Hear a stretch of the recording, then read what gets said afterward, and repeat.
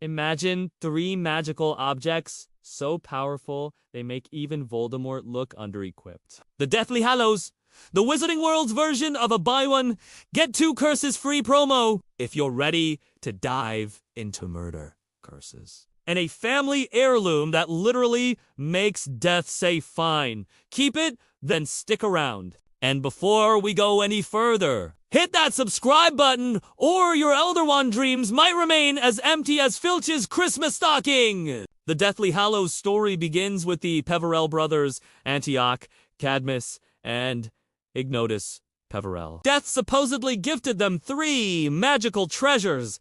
A wand that makes you unbeatable. A stone that brings back your dead ex, which always ends well, right? And a cloak that makes you invisible without embarrassing spell mishaps. Legend says these were gifts. Realistically, Death was probably setting them up like a cosmic prank show. Let's start with Antioch Peverell and the Elder Wand.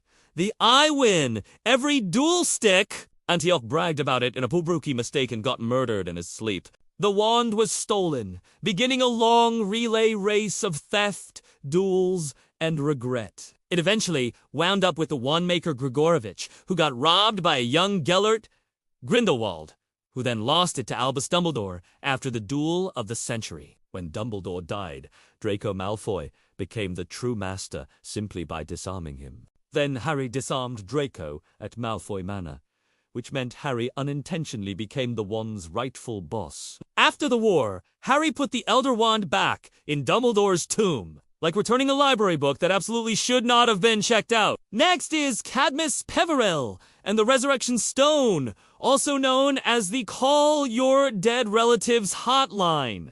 Cadmus used it to bring back the woman he loved, but the whole thing was so painfully awkward, she begged him to stop. He couldn't handle the heartbreak and died by suicide, leaving the stone in the Peverell line. It eventually became a Gaunt family ring, the same Gaunts who make every dysfunctional wizarding family look normal. Tom Riddle stole it, made it a Horcrux, and Dumbledore later retrieved it but got cursed because he couldn't resist poking magical objects with dangerous energy. In his will, he left the stone inside a snitch to Harry. Harry used it once in the Forbidden Forest, had an emotional Avengers Assemble moment with the dead, then dropped it on the ground forever. Classic Harry losing priceless magical relics like they're loose galleons. Finally, Ignotus Peverell got the most practical Hallow, the Cloak of Invisibility.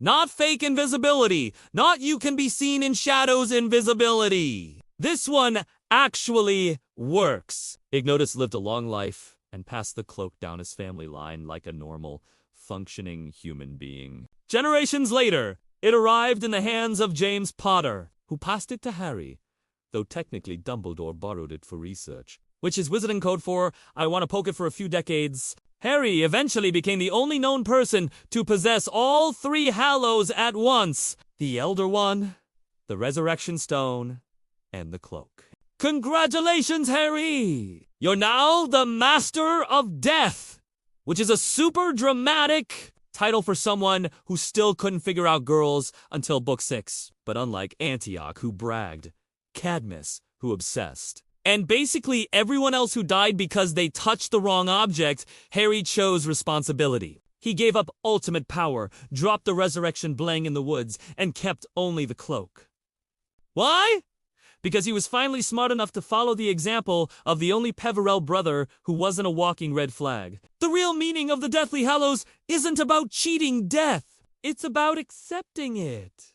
Pride leads to downfall, obsession leads to tragedy, and humility leads to survival. And if that isn't the most painfully accurate summary of everyone's Hogwarts arc, nothing is. So if you enjoyed this magical roller coaster through cursed jewelry, unbeatable wands, and fashion accessories that Death himself couldn't confiscate, make sure to like, subscribe, and share. Otherwise, the Elder Wand might just pass to someone far less responsible like Ron when he's hangry.